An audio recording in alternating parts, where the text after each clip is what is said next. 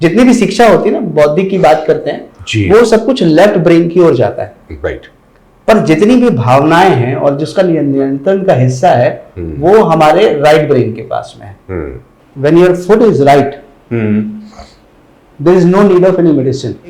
High blood pressure और मधुमेह और अस्थमा ऐसा रोगी आता है, तो ऐसे रोगी की जीवन में, जीवन शैली में परिवर्तन और प्राकृतिक चिकित्सा और योग का बहुत बड़ा योगदान है। डॉक्टर साहब, एक चीज मैं यहाँ पे टोक दे रहा हूँ आपको। आप जब से बैठे हैं आप कह रहे हैं जीवन शैली में परिवर्तन। हमारी शुरुआती आपने कहा जीवन शैली में, और सूर्य के साथ में भोजन बनता है, सूर्य के साथ भोजन, और सूर्य के साथ भोजन बनना बंद हो जाता है। बिल्कुल। पौधे में, ठीक। बिल्कुल। तो हमारी पाचन क्रिया भी सूर्य के साथ चलती है, तो हमें सूर्य के अनुसार से चलना है। वही माथा ठंडा, पेट नरम, पैर गरम।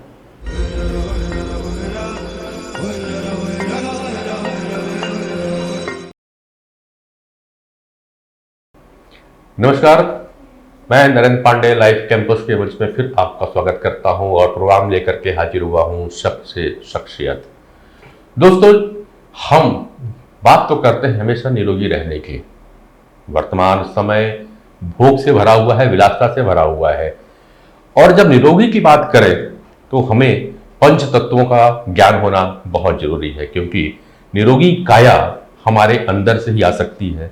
कोई दे नहीं सकता, ना कोई बना सकता है। और कोई देगा या बना के देगा तो उधार की जिंदगी कुछ दिन ही रह सकती है। इसलिए अब जो समय आया है, लोग प्राकृतिक चिकित्सा की ओर रुख करने लगे हैं। तो आज मैं शख्सियत के प्रोग्राम में एक ऐसे ही चिकित्सक को आपसे रूबरू करवा रहा हूं। आप हैं डॉक्टर विवेक भारती जी, योग और नेचुरोपैथी के विशेषज्ञ हैं। तो ये हम समझना चाहिए कि जो एक पहले जो विधा थी, योग को तो लोग मानते हैं, ठीक है, योग एक समय है कि जल्दी जुड़ाव होता है, लोगों ने एक एक्सरसाइज सा समझ लिया है। जी, ठीक है। हाँ, पर योग एक जो हम पढ़ते हैं संस्कृत में और हिंदी में, योग तो जुड़ना है। जी। तो आप एक चिकित्सक होने के नाते हम चाहेंगे कि योग को किस तरह से देते हैं और किस तरह आप करवाते हैं। जी। योग वाकई जुड़ा हुआ है या योग जिस तरह से आज कहीं भी खड़े होकर के लोग चालू हो जाते हैं और एक्सरसाइज कर लेते हैं, वो है? थोड़ा सा मैं योग के बारे में आपसे। योग जो हम 1 घंटे सत्र में करते हैं, जो कि अभ्यास के रूप में सूर्य नमस्कार, आसन, प्राणायाम या व्यायाम ये होता है, ये वास्तविकता में ये योग नहीं है। जैसे कि आपने कहा, योग अर्थात जोड़ना है, पर योग का पहला अर्थ है अनुशासन। अनुशासन। अनुशासन। अच्छा। अनुशासन जब आएगा तो वो अनुशासन कहाँ से शुरू होगा? आपको अगर सुबह उठ के योग करना है तो आपको समय से सोना पड़ेगा। ठीक है, बराबर है। समय से उठना पड़ेगा। रात का खाना आपको गरिष्ठ नहीं, हल्का खाना पड़ेगा, क्योंकि सुबह उठ करके जब योग करना शुरू करेंगे तो शरीर झुकेगा ही नहीं अगर आपका शरीर में भरा हुआ है भोजन रात का जो गरिष्ठ है। तो हम जो 1 घंटा करने वाले हैं, उस 1 घंटे को करने के लिए जो हमारी जीवन शैली में परिवर्तन आता है, जो अनुशासन आता है, वह वास्तविकता में योग है। अच्छा। तो वो 23 घंटे जो हम 1 घंटे करने के लिए रहते हैं, जीते हैं, वो है योग। और जब आप योग करना शुरू करते हैं तो आपके अंदर पूरा शरीर का शुद्धिकरण होता है। अच्छा। योग की सारी क्रियाएं शुद्धिकरण पर केंद्रित है। तो आप ये अनुभव करेंगे कि जो शरीर शुद्ध हुआ, अंतर्मन शुद्ध हुआ, तो आपकी दिनचर्या कैसे रहने वाली है? क्या शुद्ध मन, शुद्ध शरीर चारों तरफ सकारात्मकता नहीं देखेगा? क्या वो सबसे जुड़कर प्रेम नहीं बांटेगा? तो बिल्कुल बांटेगा। ठीक है। पर जो अभी जो योग के नाम पे चलती हैं, मैं जिक्र कर रहा हूं कि आजकल जिस तरह से अपने रायपुर में भी जिम का ट्रेंड चला है जी, और जिम के साथ साथ में भी जुम्बा एक्सरसाइज चालू हो गई है जी, और उसे कहीं बोलते हैं यह भी योग है। तो मैं ये चल रहा हूं, एक्सरसाइज और योग दोनों समान है या कुछ अंतर है? ठीक। देखिए, अगर हम एक्सरसाइज, जिम या जुम्बा की बात करें और योग की बात करें, तो योग में आसन या व्यायाम एक हिस्सा है, पूरा योग नहीं है। बिल्कुल। और बाकी जो व्यायाम है वो ज्यादातर शरीर पर केंद्रित है। पर व्यायाम करने का लाभ मन को भी मिलता है, मन को प्रसन्नता मिलती है, उससे भी ताजगी आती है। उससे भी ताजगी आएगी। बट योग में ऐसा क्या है जो बाकी व्यायाम पद्धतियों में नहीं है? तो योग में है 5 स्तर पर शरीर और व्यक्तित्व का विकास। 5 स्तर पे? 5 स्तर। अब वो 5 स्तर कौन से हुए? तो सबसे पहले शारीरिक स्तर, शारीरिक, ठीक है। दूसरा है मानसिक स्तर, ठीक।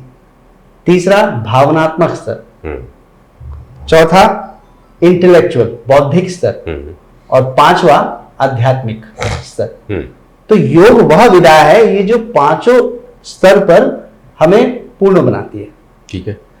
क्योंकि मुझे ऐसा लगता है कि मनुष्य जो है वो इंटेलेक्चुअल या बौद्धिक प्राणी नहीं है। मनुष्य जो है वो भावनात्मक प्राणी है। मनुष्य भावनात्मक प्राणी, मतलब बौद्धिक प्राणी नहीं, बौद्धिक प्राणी नहीं है।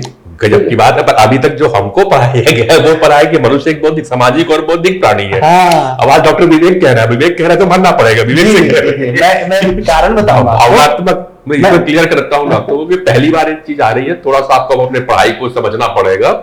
डॉक्टर विवेक का योग को लेकर के, जब योग की विधा से और वैदिक विज्ञान के माध्यम से कहूं मैं, अगर आप कह रहे हैं कि मनुष्य बौद्धिक प्राणी ही नहीं है, उससे ज्यादा वो भावनात्मक प्राणी है। उत्तर है इसको मैं उदाहरण से बताऊं, बिल्कुल, क्योंकि उदाहरण से हम ज्यादा अच्छे से समझ पाते हैं। बिल्कुल बिल्कुल बिल्कुल। देखिए, जब से हमारी शिक्षा प्रारंभ होती है, हाँ जी, तब से लेकर जब तक हम कोई भी ब्रेड अर्निंग, एजुकेशन अर्निंग कर लेते, तब तक हमारे लेफ्ट मस्तिष्क को ट्रेन किया जाता है।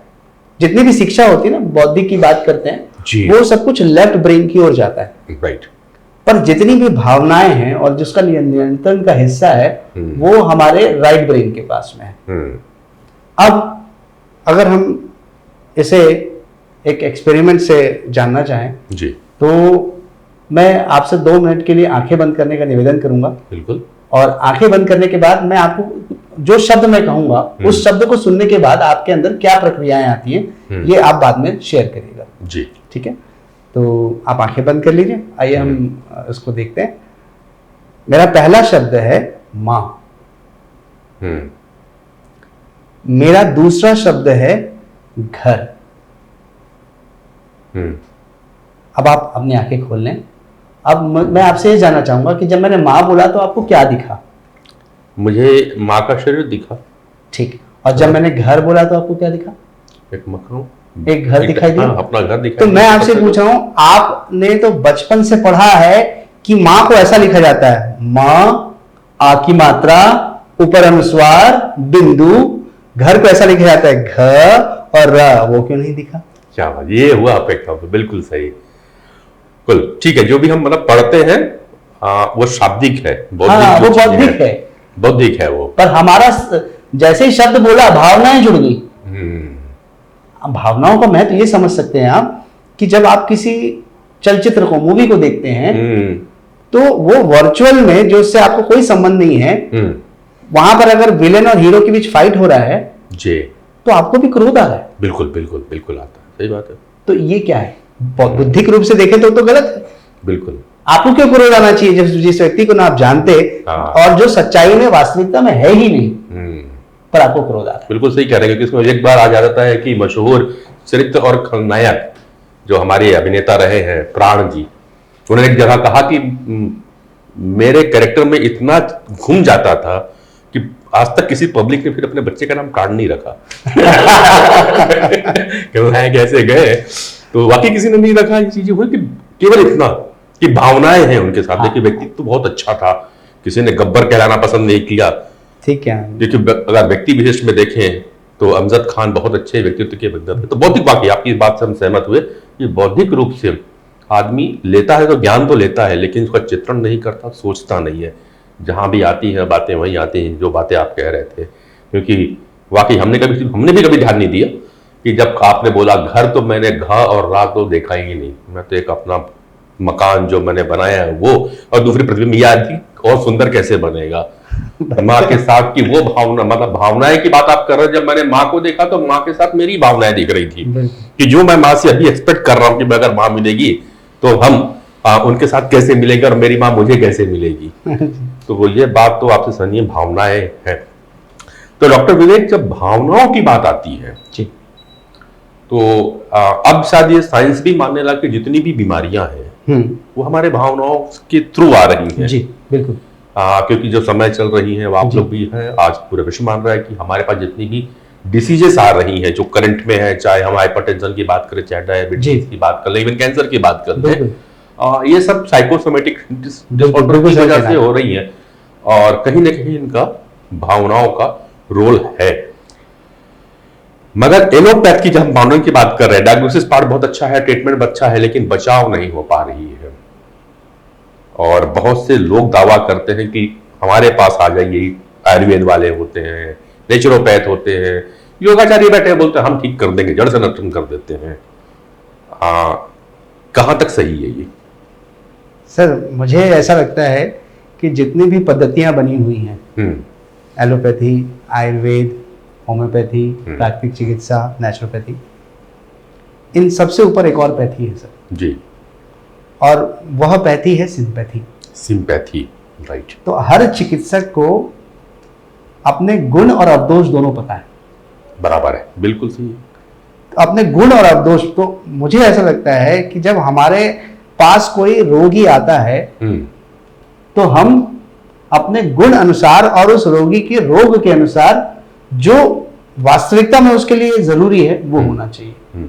जिस उदाहरण के लिए मान लीजिए कोई एक हाई ब्लड प्रेशर और मधुमेह और अस्थमा ऐसा रोगी आता है, तो ऐसे रोगी की जीवन में, जीवन शैली में परिवर्तन और प्राकृतिक चिकित्सा और योग का बहुत बड़ा योगदान है। डॉक्टर साहब, एक चीज मैं यहाँ पे टोक दे रहा हूँ आपको, आप जब से बैठे हैं आप कह रहे हैं जीवन शैली में परिवर्तन, हमारी शुरुआती आपने कह रहे जीवन शैली में, और ये मैं कई डॉक्टर्स बोलते हैं, आज एलोपैथ के भी डॉक्टर, डायबिटीशियन के पास जाओ तो अपनी लाइफस्टाइल बदल दे भाई जी, हाइपरटेंशन तुम्हारी दिनचर्या बदली हुई है, इसलिए तुमको बीपी बढ़ रहा है, ठीक कंट्रोल नहीं हो रहा है जी। मगर किसी ने आज तक लाइफस्टाइल बना के नहीं दिया कि आपकी लाइफस्टाइल क्या होना चाहिए जी। दूसरा, सब डाइट कंट्रोल करते रहो, तुम आपका मोटापा बढ़ रहा है, मोटापा कम करो जी। अब सब मोटापा कैसे कम करें? लाइफस्टाइल सुधारो, डाइट सुधारो। अब सब डाइट सुधारे कैसे, लाइफस्टाइल सुधारे कैसे, ये परिभाषित करने में शायद अभी हमारा जो चिकित्सक वर्ग है जी, वो उतना सफल या सक्षम नहीं हो पाया है जी। देखिए, इसी को कहते हैं स्किल। स्किल का अर्थ होता है जिस काम को जो व्यक्ति प्रतिदिन करता है वो उसमें स्किलफुली अभ्यस्त हो जाता है। अच्छा, एक सर्जन है तो अगर वो रोज सर्जरी करता है तो वो उसमें दक्ष है। ठीक है। एक आंख का विशेषज्ञ है तो वो रोज आंखों को देखता है तो आंखों की प्रक्रिया का वो विशेषज्ञ है। तो वैसे ही जब हम बात करते हैं जीवन शैली की, तो जीवन शैली ये सारे हिस्से आते हैं योग और प्राकृतिक चिकित्सा में। तो इसके विशेषज्ञ जो हैं वही तो आपको बताएंगे कि जीवन शैली कैसी होनी चाहिए और भोजन कैसा होना चाहिए, क्योंकि जिसकी जो स्किल वो काम वो दक्षता से कर सकता है। ठीक है। तो चूंकि चिकित्सक का काम सर्जरी है तो इन प्रक्रियाओं पर केंद्रित नहीं है। अब आप देखिए मेडिकल साइंस में ही तो इतनी उन्नति हो चुकी है कि हमारे शरीर के हर अंग के लिए एक चिकित्सक है। हाँ, मान ली हर अंग के लिए, दांत से लेकर मस्तिष्क से लेकर हार्मोन से लेकर छाती से, प्रत्यंगों का भी हो, प्रत्यंगों का हो गया। तो ऐसी स्थिति में हर व्यक्ति अपने आप को एक्सपर्टाइज कर रहा है अपनी विधा में। ठीक है। तो जीवन शैली ये हमें प्रकृति के अनुसार से चलना ही जीवन शैली है। अब प्रकृति के अनुसार चलना जीवन शैली कैसे हुआ? अगर प्रकृति सुबह बोलती है कि उठो इतने समय पर, सूर्योदय के समय पर उठो और इतने समय सो जाओ, तो उसके पीछे विज्ञान क्या है जो मेडिकल साइंस भी मानता है। उसके पीछे विज्ञान है कि जब हम सुबह जागते हैं, जैसे ही सूर्योदय होता है तो हमारे शरीर में कॉर्टिसोल नामक हार्मोन सक्रिय होता है जी। कॉर्टिसोल सुना होगा आपने। तो ये सक्रिय हार्मोन है जो शरीर की सभी कार्य प्रणालियों को नियंत्रण करता है, जिसको स्टीरॉयड बोलते हैं आम भाषा में। जी बिल्कुल। वैसे ही जैसे ही रात होती है तो रात होते ही हमारे शरीर में ग्रोथ हार्मोन का सक्रिय हो जाना शुरू होता है। और ग्रोथ हार्मोन का काम क्या है? शरीर में जहां जहां रिपेयर और मेंटेनेंस का काम है वहां पर वो रिपेयर और मेंटेनेंस करेगा। अब ये तो पहली बात हो गई, ये तो मेडिकल साइंस मान रहा है। दूसरी प्रक्रिया को समझें कि हमारे नासिकाओं में एक है दाहिना स्वर और एक है बायां स्वर। तो 12 घंटे दाहिना स्वर चलता है और 12 घंटे बायां स्वर चलता है। और आप बोलेंगे कि दायां स्वर कब चलता है, तो ये सूर्य पर केंद्रित है। जब तक सूर्य रहेगा दाहिना स्वर एक्टिव रहेगा। आप जब सांस छोड़ोगे तो आपको पता चल जाएगा कि कौन सा स्वर आपका जागृत है, और रात के समय आपका बायां स्वर जागृत हो जाता है। पर आज विज्ञान ने, आधुनिकता ने जो हमारी जीवन शैली बना दी है, जिसमें हमारे सोने का कोई समय नहीं है। अगर मैं रात में मोबाइल लेके बैठ गया तो हो सकता है मैं वो इंस्टाग्राम या सोशल मीडिया को देखते देखते रात के 1:30 भी बजा दूं। बिल्कुल। और एक बार मैं किसी मीडिया में घुसता हूं तब तो मेरी नींद उड़ने वाली, क्योंकि वो आंखों की रोशनी तो मेरे शरीर के अंदर का मेलेटोनिन को खत्म कर देगी, तो मुझे नींद तो आने वाली नहीं। तो जब प्राकृतिक व्यवस्था को जब हम डिस्टर्ब करेंगे तो उसी को ही गलत जीवन शैली कहा जाएगा। बिल्कुल नहीं, ये बात आपके कौन से मतलब जो आपने कहा, और मोबाइल वाली बात करी, डॉक्टर साहब जल्दी मैं 11 बजे सो जाता हूँ जी। मगर कल मैं भी कुछ सीख रहा था तो YouTube पे सर्च कर रहा था उसको, और फिर अपने लैपटॉप में बैठ के काम करने लगा। मुझे करीबन एक फोन आया रात को, उन्होंने फोन करके कहा सॉरी आपको रात को डिस्टर्ब करे, आप सो गए होंगे। मैंने कहा नहीं, सोया नहीं हूँ। कैसे नहीं सोए? तभी तो 11 साढ़े 11 बज रहे, अपने 11:15 बज गए थे। तो मैंने कहा 11:15 हो गए हैं क्या? खैर उनकी हमने बातें सुनी और कर लिया। सच बात यह है कि मैं अपने को डिसिप्लिन करने की काफी कोशिश करने की 11 बजे तक सोने चले जाता हूँ बिस्तर पे, लेकिन वाकई जब मोबाइल में कोई घुसता है और कुछ चीज इंटरेस्ट का आ जाए आपके पास में, तो कब 12 से 1 बजता है पता भी नहीं चलता, और शायद ये आपको आपकी लाइफ स्टाइल से दूसरी जगह खींच करके ले जा रहा है। डॉक्टर लाइफ स्टाइल में अगले क्रम पे चलता हूँ। आप नेचुरोपैथी विशेषज्ञ हैं जी। अभी नेचर की बात चल रही है, लाइफ स्टाइल को चलना है तो आपको नेचर के साथ चलना होगा, और नेचर में 2 प्रमुख बातें हैं कि हमें शायद सूर्य और चंद्र को देख के चलना होगा जी। भोर उठने के पीछे का भी रीजन शायद वही है कि कब आपकी नाड़ी बदल रही है, स्वर बदल रहे हैं, उसके अनुसार से आपकी दिनचर्या चलनी चाहिए। लेकिन जब एक रोगी आता है आपके पास जी, एक तो सबसे पहली चीज है कि हमारा जो समाज है वहां पे अभी भी एलोपैथ की पैठ है जी। बिल्कुल सही। आयुर्वेद को वो थोड़ा सा मध्यम दर्जे का मानता है जी, और नेचुरोपैथी उसके भी पीछे है, पता नहीं क्या कर रहे हैं, कभी मिट्टी लगा देते हैं तो कभी कुछ लगा देते हैं। सबसे पहला चीज है, लोग आपकी तरफ आपकी बात को मानते कैसे, आप मनवाते कैसे हो, कैसा आ जाएगा? क्योंकि बाहर आए तो बोले समझ में कुछ नहीं आया जी, है ना, क्योंकि चीज तो उपलब्ध है ना घर पे, आप तो वही चीज बता रहे हो, उनको बाहर नहीं है तो माने कैसे? ना तो आप सुई लगाते हो, ना आप दवाई दे रहे हो जी, ना आप ड्रिप चढ़ाते हैं, तो उसको जो पेशेंट वाली जो फीलिंग होती है ना साहब जी, वो आती नहीं है। तो कन्विंस करने का क्या प्रोसेस रहता है या कैसे? देखिए बहुत अच्छा सवाल है और बहुत वास्तविकता को छूता हुआ सवाल है।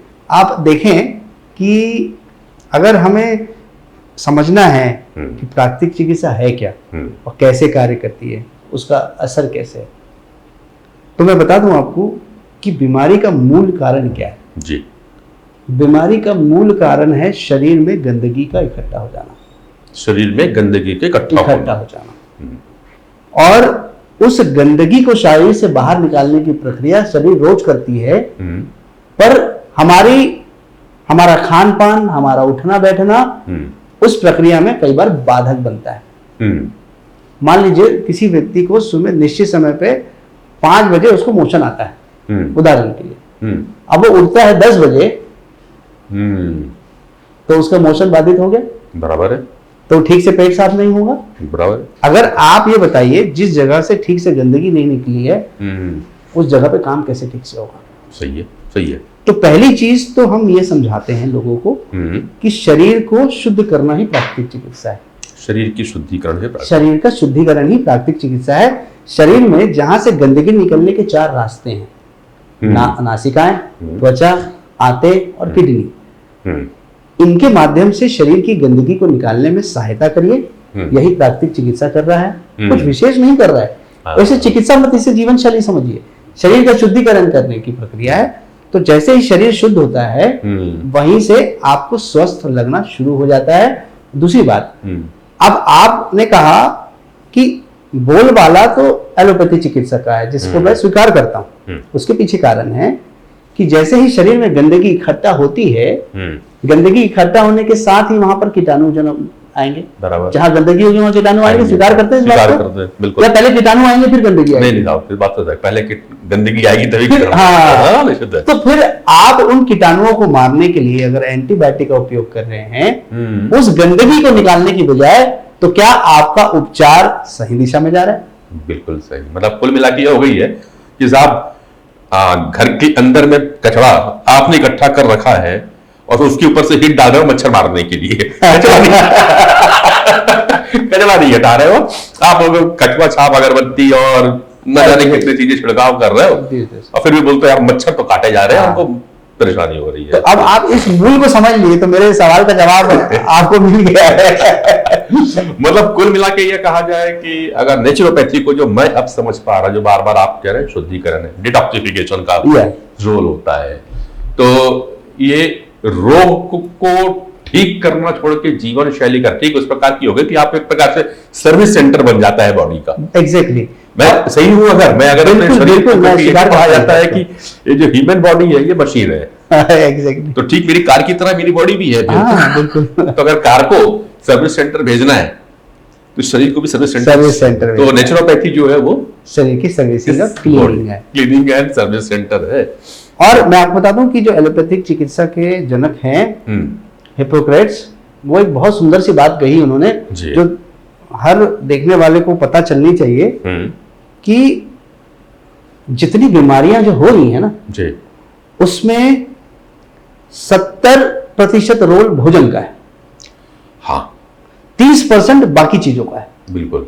वो 70% जो रोल भोजन का है उसको भोजन को ठीक किए बिना ठीक कैसे कर पाएंगे? जी, मैं आ रहा एक और चीज भोजन के ऊपर आऊंगा, भोजन पर एक अच्छी रिसर्च भी अभी सामने आई है इंडियन डाइट को लेकर के, मैं वो भी चर्चा आपके साथ कर लूंगा। ये टोटल नेचुरोपैथी की और आयुर्वेद को सपोर्ट करने वाली बात हुई है, मार्च के महीने में पब्लिश हुई है।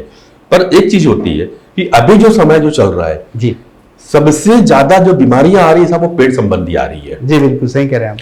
गैस का प्रॉब्लम, कॉन्स्टिपेशन, पाइल्स, ये बड़ी कॉमन है लोगों के पास में। उसके बाद तो फिर कहीं आंत काट रहे हैं तो कहीं लीवर निकल रहा है जी। और आप लगातार देखिए हमारे रायपुर में ही अब इतने बड़े बड़े अस्पताल, अब वो नहीं बोल रहे कि हम आप ये बीमारी ठीक करेंगे, श्वास के रोगी आज फलाना किडनी ट्रांसप्लांट कर देंगे, लंग्स ट्रांसप्लांट कर देंगे। अब रिपेयर नहीं, सीधे सीधा एक्सचेंज ऑफर चालू हो गया है हमारे बॉडी पार्ट का। तो ये जो चल रही, क्या ये सारी की सारी आप अभी भी बताते खान पान से है और गंदगी से है? अगर ये है ऐसा तो इनके लिए आप जो सर्विस सेंटर है आपका नेचुरोपैथी का आरोग्य, इसमें कैसे करते हैं? पॉजिटिव हेल्थ जोन, बीमारियों से स्वास्थ्य की ओर एक अनूठी पहल, जहां वैदिक विज्ञान को मॉडर्न मेडिसिन के साथ इंटीग्रेट कर विश्व स्तरीय जीडीवी स्कैन मशीन द्वारा आपका बायोफील्ड, सातों ऊर्जा चक्रों का अलाइनमेंट एवं चक्रों और फिजिकल ऑर्गन्स में ऊर्जा के प्रवाह को चेक कर कंप्लीट हेल्थ एनालिसिस किया जाता है। वेदा पल्स मशीन द्वारा आपकी प्रकृति और विकृति का पता लगाकर सप्त धातु पंच तत्वों के संतुलन की जांच द्वारा बीमारियों के रूट कॉज का पता लगाकर डाइट, थेरेपी एवं डे रूटीन प्लान और साइको न्यूरोबिक टेक्निक द्वारा आपको संपूर्ण स्वास्थ्य की ओर ले जाया जाता है। बिल्कुल। जब हमने ये कहा तो मुझे जो सिद्धांत बताना था, जो उन्होंने कहा था कि when your foot is right, there is no need of any medicine। ये मैं नहीं कह रहा हूँ, ये एलोपैथी की चिकित्सा के जो जनक है वो कह रहे हैं। when your foot is right, there is no need of medicine, and when foot is wrong, medicine is of no use। अब मान लीजिए मेरे पास कोई रोगी आया, जैसे आपने कहा कि पाचन क्रिया की गड़बड़ी बीमारियों का कारण बन रही है, जहां पाइल्स जैसे रोगी हो रहे हैं, तो मैं आपको अगर एक सिंपल से सिद्धांत बताऊं, अगर मैं ये बता दूं कि स्वस्थ रहने के ये सिद्धांत है तो आपको बीमारी का कारण अपने आप समझ में आ जाएगा जी। तो बहुत सरल शब्दों में कहते हैं कि स्वस्थ रहने के 5 सिद्धांत हैं। पहला सिद्धांत कहता है 2 बार भोजन करो, पका हुआ भोजन 2 बार, और 1 बार फल और अंकुरित अनाज सलाद लो कच्चा में 2 बार, 1 बार कच्चा 2 बार पका। हाँ, 2 बार पका, ठीक। दूसरी बात है, सिद्धांत है कि 3 लीटर पानी शरीर से निकल जाता है, उतना ही पानी शरीर को देना है, ठीक है। तीसरा एक सिद्धांत है कि 1 घंटे का शारीरिक श्रम या योग व्यायाम जो आपको उपयुक्त लगता है अपने शरीर अनुसार वो करना है, ठीक है। चौथा, समय समय पर पाचन क्रिया को आराम देना है, उपवास करना है। और पांचवा, जहां योग का महत्व आता है, ध्यान करना है। तो ये पांचों बातों पर स्वास्थ्य छुपा हुआ है। तो अगर पांचों बातों में स्वास्थ्य छुपा हुआ है तो कैसे? तो इसको समझते हैं कि अगर आज के शरीर में आज सबसे बड़ी प्रॉब्लम है एसिडिटी की, बहुत बड़ी, ठीक है। तो प्राकृतिक चिकित्सा के सिद्धांत में कहा गया कि हमारे भोजन में 80% हिस्सा, मैं बहुत महत्वपूर्ण बात बताने वाला हूं, 80% हिस्सा क्षारीय अर्थात एल्कलाइन होना चाहिए और 20% हिस्सा एसिडिक होना चाहिए। ठीक है। अब आप पूछेंगे कि शारीरिक भोजन कौन कौन से हैं और एसिडिक में कौन कौन से, समझ नहीं आएगा लोगों को, तो समझ में नहीं आएगा तो कौन सा लोग एसिड अल्कोहल पी रहे हैं। तो अब उसका वर्गीकरण कर दें। सबसे पहले मैं नाम लेता हूं सारे एसिडिक चीजों का जी। जितने भी अनाज हैं, जितने भी अनाज हैं सब एसिडिक हैं। तो गेहूं, चावल, जितने भी आप ले रहे हैं ये एसिडिक में, एसिडिक हैं। ठीक है, चलो। जितना sugar, sauces, T, coffee, salty food, spicy food, ये सारी चीजें एसिड में। हाँ, बिस्किट, मिक्सचर, नमकीन, ये जो खाद्य पदार्थ है जो हमें बड़ी पसंद आती है, प्रोसेस फूड जो है, पैक्ड फूड्स है, ये सारे एसिडिक हैं। सब थम्स अप, लिंका, कोको कोला, वो भी एसिडिक हैं। वो तो और ज्यादा एसिडिक है। रेड बुल पीते हैं सर एनर्जी के लिए, सुपर एसिडिक है। आपको बता दूं कि जो बॉटल बंद पानी आता है ना, वो भी एसिडिक है। एक बार बॉटल बंद पानी भी एसिडिक है सर। उसको सबसे बढ़िया बोल रहे हैं शुद्ध है? नहीं, तो वो तो उसका पीएच टेस्ट करवाइए ना। पीएच टेस्ट करवाइए, आपको पता चल जाएगा। अच्छा। सच्चाई। अब न्यूट्रल पीएच क्या होता है? 7.4। ठीक है। अब सवाल उठता है कि हम अगर दिन की शुरुआत सुबह चाय और बिस्किट से करते हैं, जो बाय नेचर ही एसिडिक है, तो मेरे शरीर में सबसे पहले क्या बनेगा? एसिड। और एसिड बनेगा मतलब मुझे खाऊं भूख लगेगी बार बार, नकली भूख भी लगेगी। वास्तविकता में शरीर को इतनी आवश्यकता है क्या? तो सवाल उठता है, शरीर को इतनी आवश्यकता नहीं है। जिस अनाज को बनने में 6 महीने लगता है, उसको पचने में भी तो समय लगेगा। आज विज्ञान ने इतनी उन्नति कर ली है, फिर भी साल में 2 से ज्यादा फसल नहीं उगा सकते आप अनाज की। तो सब्जियों की बात नहीं कर रहा। सही है, बिल्कुल। तो ये बताइए कि बाकी 6 महीने में पृथ्वी अपने आप को तैयार करने का भी तो समय लेती है। तो यहां पर क्या सिद्धांत आया कि उस भोजन को जिसको मैंने खाया है, उसको खाने के बाद मुझे छोड़ना पड़ेगा उसके पाचन की क्रिया को पूर्ण होने के लिए। ठीक है। अब मेरे शरीर में ज्यादा एसिड बन रहा है ना, तो होगा ये कि मुझे बार बार खाने की इच्छा होगी। और संसार में सबसे ज्यादा बिकने वाली दवा जो है वो एंटा एसिड ही है। एंटा एसिड है। और एंटा एसिड इतनी बिक रही है, तो आप एसिडिक चीजें खा रहे हो तो एंटा एसिड खाओगे। एंटा एसिड खाने से क्या होगा? एसिड प्रोडक्शन आपने बंद कर दिया, तो फिर आपने चाय पिया, फिर से बाहर से डाल दिया। अंदर का बंद कर रहे हैं और फिर चाय बाहर से डाल रहे हो। तो क्या ये समाधान हो सकता है? आपकी नजरों में ये समाधान है? या किसी चिकित्सक को जो इस बात से भली भांति परिचित होगा, क्या उसकी नजरों में ये समाधान है? पर समाधान के रूप में तो वो ही दिया जा रहा है। बिल्कुल बिल्कुल। अब अल्कलाइन फूड की बात करूं तो अल्कलाइन फूड क्या क्या है? तो जितने फल, जितने भी सिट्रस फ्रूट्स हैं, सारे अल्कलाइन हैं। अब आप बोलेंगे सर सिट्रस पर अल्कलाइन, बोले हाँ है। सारे कच्चे सलाद वाली चीजें, छाछ, दही, एक जो भी आपने बात की, जैसे कि साइट्रस फूड है, जैसे संतरा खा लेते हैं, नींबू है, ये अल्कलाइन में आते हैं? ये शरीर के अंदर जाके अल्कलाइन हो जाता है। शरीर के अंदर जाके, बाहर भले खट्टा है, बाहर खट्टा है, तो मतलब ये कॉन्सेप्ट भी है कि अधिक खट्टा खाना तो ये खा सकते हैं। अधिक खट्टा खाने की बात नहीं कर रहे हैं, मैं बीच में ले रहा हूँ ये प्रश्न को, क्योंकि कई बार कहा जाता है कि आपको खट्टा नहीं खाना चाहिए ज्यादा। अब मैं थोड़ा सा यहाँ पे डिफर करूँ। हम नींबू को खट्टा मान लेते हैं, आम का मौसम आया हम इसको खट्टा मान लेते हैं, संतरा वो भी हम खट्टा में लेते हैं। तो अभी आपने कहा ये क्षारी है जी, तो अब मैं थोड़ा सा यहाँ पे वर्गीकरण चाहूंगा सर, क्षारी और खट्टे को। देखिए, सिट्रस फ्रूट्स हमारे शरीर में जाकर के बाय नेचर अल्कलाइन हो जाता है। अच्छा। जैसे मान लीजिए शहद के साथ मैंने नींबू लिया, तो दोनों मिल करके एक अच्छा अल्कलाइन वाटर बन गया। अच्छा। तो कॉम्बिनेशन ऑफ फूड करने की जरूरत पड़ती है। मान लीजिए मैं सिट्रस फ्रूट्स खा रहा हूं, उसके साथ में अगर थोड़ा गैप करके कच्चे सलाद और अनाज, बेसिकली मूंग की बात कर रहा हूं, सारे अनाज में, सारी दालों में सिर्फ मूंग ही ऐसा है जो अल्कलाइन है।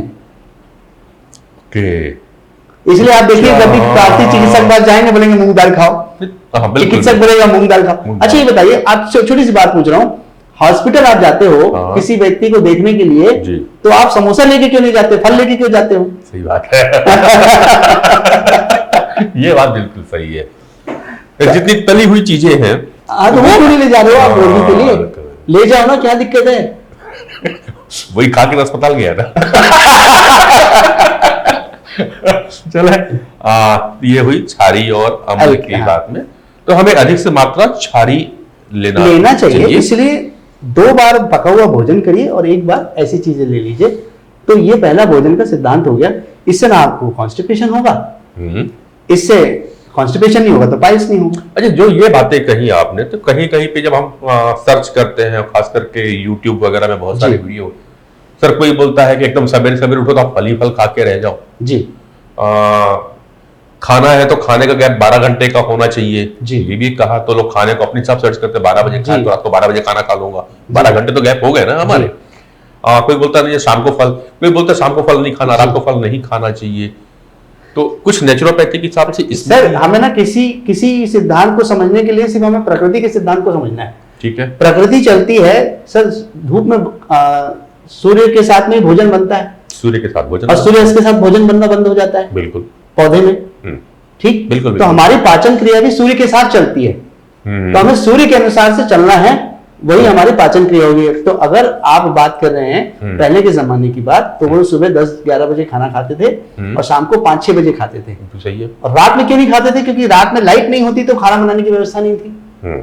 ठीक दूसरा, रात में कीटाणु गिर जाएंगे, खाना बना रहे हो अंधेरे में, आपको कैसे पता चलेगा? ठीक है, आज तो विज्ञान ने प्रगति कर ली, तो हम रात में भी बना लेते हैं। ठीक है। पर सवाल यह है कि जिस भोजन को पचाने के लिए ऑक्सीजन की जरूरत होती है, क्या वो रात में प्राप्त है या कम मात्रा में प्राप्त है? कम मात्रा में प्राप्त है। भाई हमें को या तो घर में फिर तुलसी जैसे पौधे लगा के रखने पड़ेंगे आंगन में, जो पहले के घरों में बीचों में तुलसी वाला पौधा होता था और चारों तरफ सभी कमरों में रात में वो ऑक्सीजन देता था। बराबर है।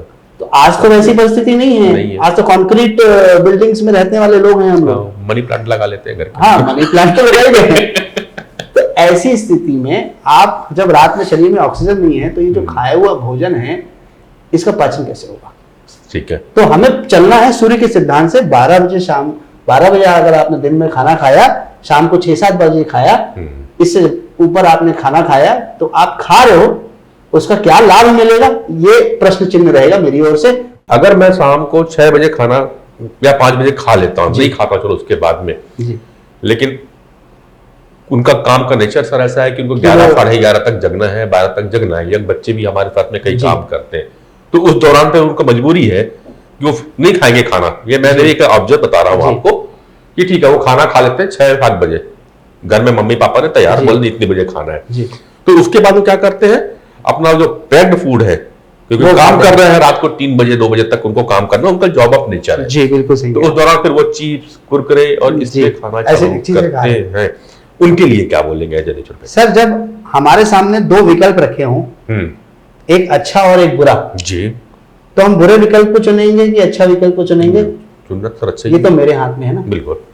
तो अगर आपके पास ऐसी परिस्थिति है कि आप जीवन शैली को बदल ही नहीं सकते, रात में आपको जागना ही पड़ेगा, ऐसे में आपके सामने एक चिप्स वाला विकल्प भी पड़ा हुआ है और एक एप्पल वाला विकल्प भी पड़ा हुआ है। जी, निर्णय आपको लेना है। बिल्कुल सही, निर्णय आपको लेना है।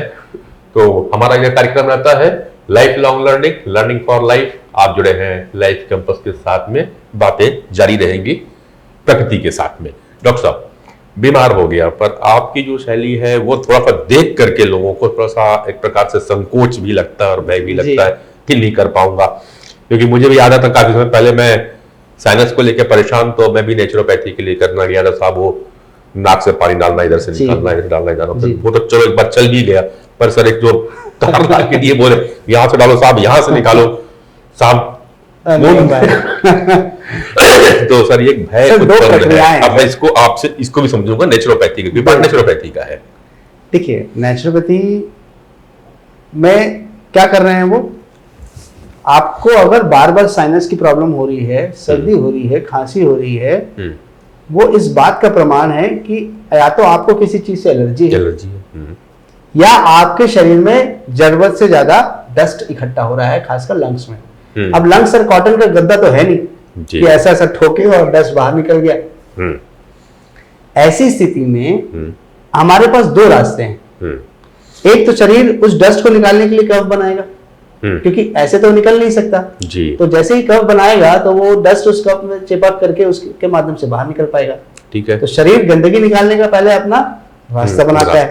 पर आप बोले मैं कफ सहन नहीं कर पाऊंगा, तो आपने दवाई खा ली, वो कफ सूख गया और फिर वहीं पर इकट्ठा हो गया। फिर शरीर कुछ दिन बाद कोशिश करेगा, फिर आप सुखा दोगे। तो प्रॉब्लम कहाँ आ रही है कि शरीर की हर प्रक्रिया में आपने अगर बाधा पैदा की तो वो बीमारी बड़ी करके बन के आ रही है। अब इसके साथ जब आप साइनस की प्रॉब्लम से जूझ रहे हैं तो एलर्जी, अब एलर्जी का क्या इलाज है?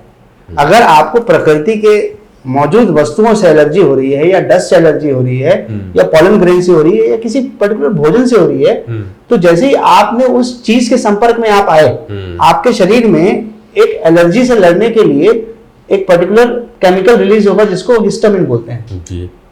तो जैसे ही हिस्टामिन रिलीज होगा, छींकना, नाक का लाल हो जाना, नाक का बहना, ये सब प्रक्रियाएं शरीर शुरू कर देगा, क्योंकि शरीर को लग रहा है कि कोई गंदगी अंदर घुसने की कोशिश कर रही है, वो बार बार उसको निकालने की कोशिश कर रही है। ठीक है। तो ये जो हिस्टामिन है, अब आप एंटी एलर्जी क्या लोगे? तो एंटी हिस्टामिन। सिंपल है, बहुत सिंपल है। मैं बोल रहा हूं कि अगर मैं आपके शरीर में एलर्जी होने ही ना दूं तो ये तो मानते यार, अक्सर ये कहा जाता है कि आप पता करो कि आपको किससे एलर्जी है। अब मैं आपको होने ही ना दूं और वो एलर्जी से दूर भागो। अगर आपको डस्ट एलर्जी है, आप डस्ट के पास मत जाओ। देखिए, मान लीजिए कोई व्यक्ति आपके पास आया जी और आपसे उलूल जुलूल बातें करने लगा फालतू की, तो आपको उसके ऊपर क्रोध आएगा? आएगा। वो आपके साथ दुर्व्यवहार करने लगेगा, आपको क्रोध आएगा? बिल्कुल आएगा। आएगा, बिल्कुल। ठीक है। अब मैं आपकी जगह पे बुद्ध को बैठा दूं तो तो समझ में नहीं आया उसको तो क्या है, तो वो तो बोलेगा भी तो कोई फर्क नहीं पड़ेगा। राइट। तो वैसे क्या कर रहे हैं सर? गंदगी, एलर्जी किन चीजों से हो सकती है? मैंने करवाई नेती जी। ठीक। नेती का काम क्या है? नेती का काम है नेसल म्यूकोसा का डिसेंसिटाइजेशन। अच्छा। तो नमक पानी से सफाई हो रही है, कैथेटर से मैं ऐसा एलर्जन डाल रहा हूं कि इस एलर्जन से बॉडी डिसेंसिटाइज हो जाए। डिसेंसिटाइज हो जाए मतलब जैसे ही वो एलर्जन हमारे नाक के पास आएगा, उससे बड़ा एलर्जन हमने उसमें पहले ही डाल के उसको आदी बना दिया है। अच्छा। कि वो वाला एलर्जन बोलेगा इससे बड़े बड़े लड़का में तू भाग, मुझे नहीं होगा तेरे से असर। अब पहले तो तुझे देखते ही मुझे असर हो जाता था। हाँ। अब आप बुद्ध के संपर्क में आ गए, अब वही व्यक्ति आया, आपको उसने उलूल जुलूल बातें कही, इस बार आपने बोला कुछ नहीं, कोई बात नहीं। राइट। पर इसी की तरह पे अब हम जैसे जो मसाज के ऊपर हम आते हैं जी, एक आपका नेचुरोपैथी और आयुर्वेद का बॉडी डिटॉक्स का जी एक सबसे सशक्त माध्यम में आप आते हैं अभ्यंगम पे। डॉक्टर साहब, अभ्यंगम तो चालू हुआ, पुरानी पद्धति है बिल्कुल, लेकिन आज जो जोर है वो इस्पा का आ गया है जी, और हर जगह पे इस्पा सेंटर है जी। लोग इस्पा की ओर आकर्षित ज्यादा हो जाते हैं, अभ्यंगम की ओर कम होते हैं, जबकि और ये बाहर होता है कि थेरेपी लगभग दोनों एक जैसी है। अंतर क्या है इस्पा में और अभ्यंगम? ठीक है, अंतर पूछ रहा हूं, बाकी चीजों को छोड़। अगर देखिए हम समझें तो मुख्य उद्देश्य है व्यक्ति स्पा क्या बेसिकली। स्पा का शाब्दिक अर्थ समझें तो जो झरना होता है ना जी, वो स्पा है, शावर। ठीक। तो हम ठंडे पानी से स्नान करते हैं तो हमें क्या लगता है? अच्छा लगता है, रिलैक्सेशन लगता है। या हम बहुत थके हुए रहते हैं और गर्म पानी से स्नान करते हैं तो कैसा लगता है? बॉडी रिलैक्स लगती है। तो स्पा का मूल उद्देश्य है relaxation of physical body and mind through massages, through cold shower, through steam, इतने पर ही वो केंद्रित है। ठीक है। वो माहौल ऐसा बनाएगा, एम्बियंस ऐसा बनाएगा कि उस एम्बियंस को देख करके आप खुश हो जाओ। जैसे प्रकृति को देख करके हमें बड़ा आनंद आता है ना, तो वैसे ही। पर अगर मेरे पास कोई व्यक्ति अभ्यंगम के लिए आ रहा है, जो 7 मूवमेंट बेस्ड स्वीडिश मसाज जिस मेथड में हम लोग करते हैं, उसका मूल उद्देश्य है शरीर में छुपे हुए दर्द को ठीक करना। ठीक। तो जब तक दर्द का कारण क्या है, दर्द का कारण है उन मांसपेशियों में बहुत सारा लैक्टिक एसिड का इकट्ठा हो जाना होता है, थक जाता है व्यक्ति, एक्सर्शन होता है तो मांसपेशियां थकी हुई रहती है। तो मूल है जो मसाज का कि वो प्रॉपर ड्रेनिंग में हेल्प करे, गंदगी को साफ करे, और मसाज के मूवमेंट जो है किस जगह पे किस स्थान पे कैसा होना चाहिए। तो नेचुरोपैथी ने हर चीज के लिए विधिवत बताया कि अगर पेट पे कर रहे हैं तो पेट में आंतों की दिशा में मूवमेंट होना चाहिए। तो एक थेरेपेटिक मसाज और एक रिलैक्सेटिव मसाज में थोड़ा सा डिफरेंस है।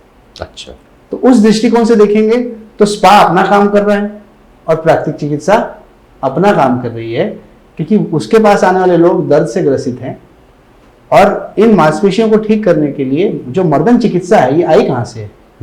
ये मिट्टी से आई है। मिट्टी जो कुम्हार रौंदता है, बनाता है, वही तो प्रक्रिया हम लोग हाथ से कर रहे हैं। तो जब मिट्टी से आई हुई प्रक्रिया है तो उन मांसपेशियों को आप ये सोच करके डील करिए कि इस मांसपेशी ने वो भोजन खाया है और उस भोजन के कारण से इसके शरीर में प्रभाव है। अच्छा, आप अनुभव करिए कि किसी दिन आपने पूरी छोले और ऐसा खाया हुआ है, उस दिन आपको गरिष्ठ भारी भारी लग रहा होता है, या जिस दिन आपने सिर्फ फल खा के निकले हैं आप उस दिन? नहीं, वो बात सच है कि जो फल आदमी फलाहारी होता है तो दिन तरोताजा ज्यादा रहता है। बस, और जितना इस तरह के मसाले वाले खाना खाते हैं तो लेथार्जिक रह जाओ, लेथार्जिक रहता ही है। वो तो हमारी थी कि मैंने एक बार और ऐसी वीडियो चर्चा में कहा था, दर्शकों को और दिला दूंगा, वीडियो में लिंक भी भेजूंगा। जैन मुनि के बारे में चर्चा कर रहा था मैं कि नवरात्रि के समय में हम लोग नहीं खाना खाते, उपवास रहते हैं 9 दिन का और भोजन ही लेते हैं, तरल पदार्थ लेते हैं, तो ज्यादा एनर्जेटिक रहते हैं। बिल्कुल। और सीढ़ियां भी माता जी के दरबार पे बड़े दौड़ते चढ़ जाता है आदमी, लेकिन वही बाकी दिन हम बढ़िया छोले भटूरे दबा के जाते हैं, पुलाव खाते हैं, तो फिर वो उस पे जाना पड़ता है सर्वो गंडोले में जाना पड़ता है। तो ये तो है अंतर। और ये मांसपेशियों में भी उसी का फर्क पड़ता है, लेथार्जी का, उसको अपन पे कर रहे हैं। तो हम प्राकृतिक चिकित्सा में उन मांसपेशियों की गंदगी निकालते हैं और गंदगी निकालने के साथ साथ सबसे पहले हम पेट की सफाई करवाते हैं जी। तो सबसे ज्यादा फायदा तभी होता है इंसान को जब माथा ठंडा। देखिए, सब स्वास्थ्य रहने के 3 नियम है, माथा ठंडा, पेट नरम, पैर गरम। क्या बात है, माथा ठंडा, पेट नरम, पैर गरम होना चाहिए। तो हम लोग मिट्टी पट्टी लगाते हैं माथे पे, पेट पे। हाँ, तो मिट्टी पट्टी लगाते हैं, माथा कूल, हर कंप्यूटर को शांत रहना है। बिल्कुल। और पेट में जैसे मिट्टी पट्टी लगाते हैं पूरी गर्मी खींच लेता है और आंतों को नरम कर देता है, फिर एनिमा दे करके पेट की सफाई करवा देते हैं। सही। और उसके बाद जब मैं मालिश करूंगा, कचरा निकलने के बाद, हाँ। उसमें क्या आनंद है। तो देखना है कि आपको रिलैक्सेशन चाहिए या आनंद चाहिए। हाँ, दोनों अलग अलग चीज है। है। अगर आप ले रहे हैं तो मसाज तो कहीं भी हो सकता है और हर दुकानों पे मसाज हो सकती है, लेकिन अगर आपको शरीर की वाकई गंदगी निकालना है तो वर्षों से चली आ रही वैदिक पद्धति पे हो रहे अभ्यंगम का सहारा लेना पड़ेगा। तो सब बहुत सारी बातें आपसे करने को रहती हैं, क्योंकि जो चिकित्सा है जिंदगी से जुड़ी हुई है और आप जिंदगी और प्रकृति को साथ लेकर के चल रहे हैं, पर समय की अपनी बाध्यता होती है। मैं आगे चल करके आपसे अन्य रोगों के ऊपर से बात करूंगा कि कुछ ऐसे रोग हैं जिनका, जैसे भी आपने कहा एलर्जी का ये है, एलर्जी का समाधान जनरली मॉडर्न मेडिसिन पे नहीं आता है, हम खाते चलते रहे। अभी एक और चीज आई थी, जैसे कि हम बात कर रहे हैं सोरियासिस, एक चर्म रोग का बड़ा रोग है, उसका भी एलोपैथ के पास या मॉडर्न मेडिसिन के पास में उतना कारगर इलाज नहीं है। लेकिन मैं जहां तक आपसे जान ही लेता हूँ, इसका भी आपके पास नेचुरोपैथी में, क्योंकि मैं आयुर्वेदिक नेचुरोपैथी की बात कर, नेचुरोपैथी में भी सोरियासिस की जो मैंने अपने अभ्यास में सीखा है जी। देखिए, मैंने आपसे कहा ना, हर व्यक्ति के गुण और अवगुण है या कमियां हैं, बिल्कुल है। तो मुझे ऐसा लगता है सोरियासिस के लिए मुझे ऐसा लगता है कि होम्योपैथी का उपचार सबसे बेस्ट है। होम्योपैथी का उपचार बेहतर है, बिल्कुल। पर उस होम्योपैथी के उपचार को अच्छे से कार्य करने के लिए शरीर का शुद्धिकरण प्राकृतिक चिकित्सा से हो जाए तो सोने पे सुहागा हो जाएगा। खुल करके बोले, बहुत बिरले डॉक्टर होते हैं जो ये बोले कि नहीं हमारे पास से ज्यादा उसका बेहतर है।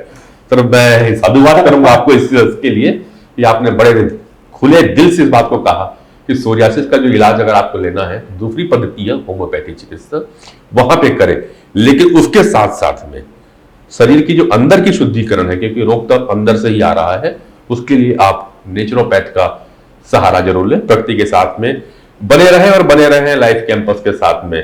मैं शख्सियत के अगले प्रोग्राम में किसी विषय और रोग के साथ में आऊंगा, और उस समय डॉक्टर विवेक से पुनः एक बार बात करूंगा, क्योंकि हमारा भी उद्देश्य है कि आपकी काया रोगी नहीं निरोगी रहे, आप भोगी से योगी बने। तभी हमारा सार्थक होगा योग का, क्योंकि योग बताता है कि आप भोगी से निरोगी और निरोगी से योगी कैसे बन सकते हैं। शायद यही एक जो चरण है जो मैं चर्चा करते करते आपसे आया, वह आया है कि योगी बनने की प्रक्रिया योग है, और योग में ध्यान का महत्वपूर्ण है। ध्यान के लिए मैं अगली वीडियो में फिर आपसे मिलूंगा। तब तक के लिए मुझे और डॉक्टर विवेक को दीजिए नमस्कार। नमस्कार। आप मेरी इस बात का समर्थन करेंगे कि अक्सर आप अपनी जिंदगी के अहम फैसले खुद नहीं लिया करते, बल्कि आपके आसपास के लोग आपके निर्णय को प्रभावित करते हैं, और ये लोग बड़ी ही आसानी से आपको दुख, प्यार, खुशी, गुस्सा, कॉन्फिडेंस और डाउट पे लाकर खड़ा कर दिया करते हैं, और अक्सर आप उनकी ही बजाय ढपली पर नाचते हैं। यदि आप अपने इमोशन को कंट्रोल करना नहीं जानते, यकीन मानिए ये लोग आपकी जिंदगी पर शासन करते रहेंगे। तो दीजिए मस्तक पर दस्तक।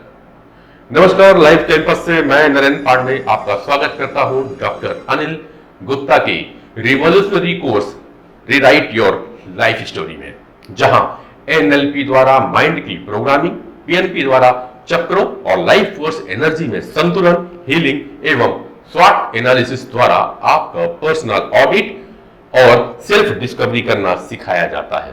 सो if you want to transform your life in 360 degree, do register on given icon. You may also visit our website www.lifecampusinfo.com.